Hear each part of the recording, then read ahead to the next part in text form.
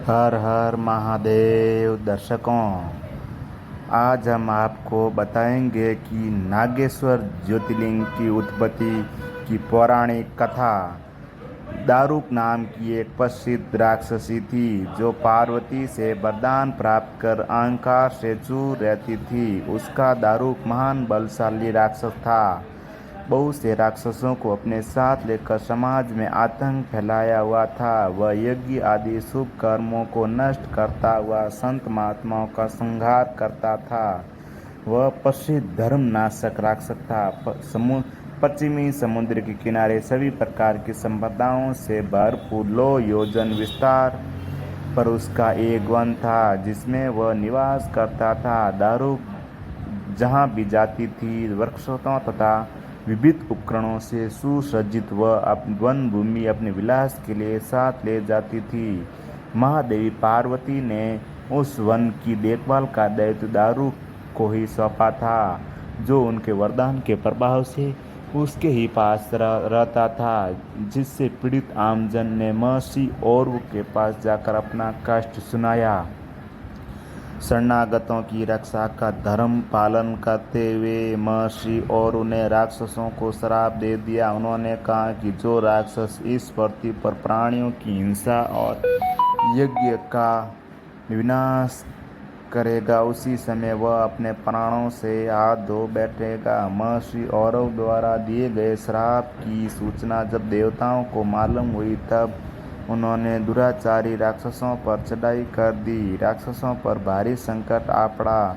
यदि वे युद्ध में देवताओं को मारते हैं तो श्राप के कारण स्वयं मर जाएंगे। यदि उन्हें नहीं मारते तो वो पराजित होकर स्वयं भूखे मर जाएंगे। उस समय दारुक ने राक्षसों का सहारा लिया और भवानी का वरदान का प्रयोग करते वह संपूर्ण वन को लेकर समुद्र में जा बसी। इस प्रकार राक्षसों ने धरती को छोड़ दिया और उन्हें निर्भयता पूर्वक समुद्र में निवास करते हुए वहाँ भी प्राणियों को सताने लगी। एक बार धर्मात्मा सदाचारी सुप्रिय नामक शिव भक्त वैश्य था। जब यह मौका सवार होकर समुद्र में जल मार्ग से कहीं जा रहा था उस समय दारुक नामक भयंकर बलशाली राक्षस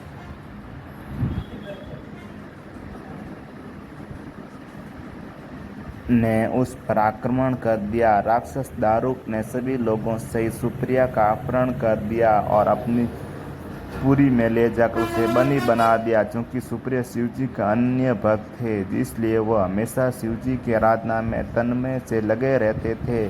कारागार में उनकी आराधना बंद नहीं हुई और उन्होंने अपने अन्य साथियों को भी शिवजी की आराधना के प्रति जागरूक कर दिया। वे सभी शिव भक्त बन गए। कारागार में शिव भक्ति का ही बोलबाला हो गया। जब उसकी सूचना दारू को मिली तो वो क्रोध में उबल उठा।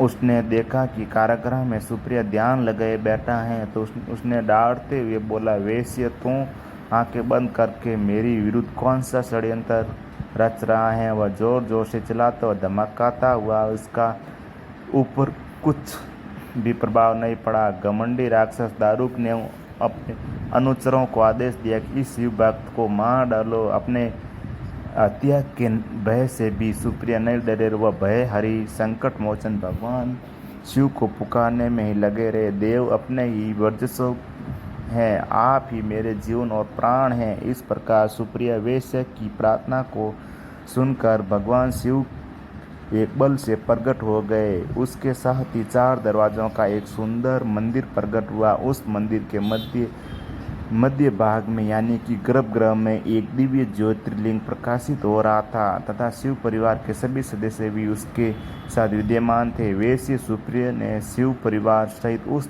ज्योतिर्लिंग का दर्शन और पूजन किया।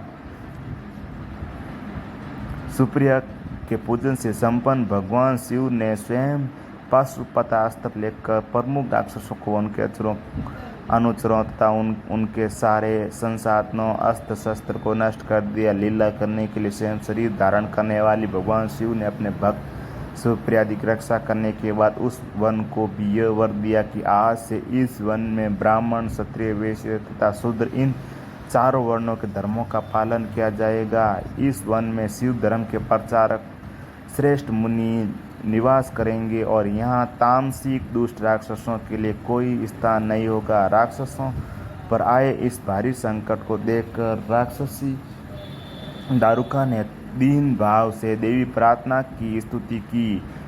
उस देवी पार्वती की प्रार्थना से प्रसन्न माता पार्वती ने पूछा, बताओ मैं तेरा कौन सा प्रिय कार्य करूं। दारुक ने कहा, माँ आप मेरे कुल की रक्षा करें। पार्वती ने उस कुल की रक्षा का आश्वासन देते भगवान शिव से कहा, नाथ आप कही हुई बात इस युग के अंत में सत्य होगी, तब तक यह तामसिक सृष्टि भी चलती रहे, ऐसा मेरा विचार है। माता पार्वती शिव से आग्रह करती बोली कि मैं आपके आश्रय में रहने वाली हूँ, आप ही की हूँ, इसीलिए मेरे द्वारा दिए गए वचन को भी आप प्रमाणित करें। यह राक्षसी दारुका का राक्षसों में बलिष्ठ मेरी ही शक्ति तथा मेरी ही देवी हैं, इसीलिए राक्षसों के राज्य का शासन करेगी। ये राक्षसों की पत्नियां अपने राक्षस पुत्रों को पैदा करेगी जो मिलजुल कर इस वन में निवास करेंगे, ऐसा विचार है। माता पार्वती के उक्त विचार के आग्रह को सुनकर भगवान शिव ने उनसे कहा, प्रिय तुम मेरी बात भी सुनो। मैं भक्तों का पालन तथा उनकी सुरक्षा के लिए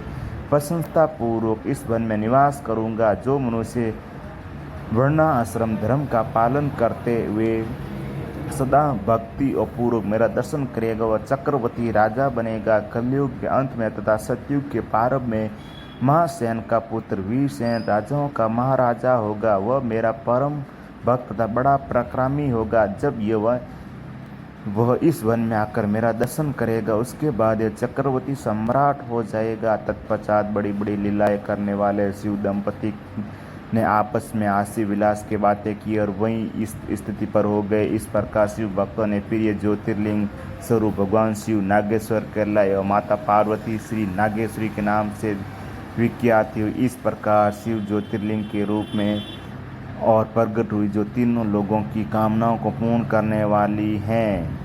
नागेश्वर ज्योतिर्लिंग के दर्शन करने के बाद जो मनुष्य उसकी उत्पत्ति और महामय संपत्ति तथा कथा को सुनता है यह समस्त पापों से मुक्त हो जाता है तथा संपूर्ण भौतिक और आध्यात्मिक सुखों को प्राप्त करता है। जय